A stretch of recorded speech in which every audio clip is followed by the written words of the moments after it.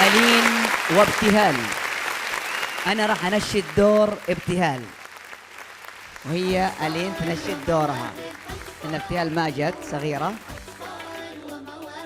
خلاص أنا ابتهال اليوم، يلا.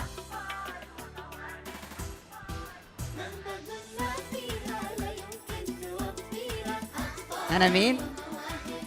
لا أنا الأستاذ إبراهيم. أقول أنا مين؟ يقول أنت ابتهال. أنا الأستاذ إبراهيم، بس يعني أسوي نفسي إني أسوي دور ابتهال عشان ألين تنشد. تمام. طبعا نذكر أننا إن شاء الله تعالى الاثنين والثلاثاء في جدة في الوزيرية مهرجان وناسة. خلاص يلا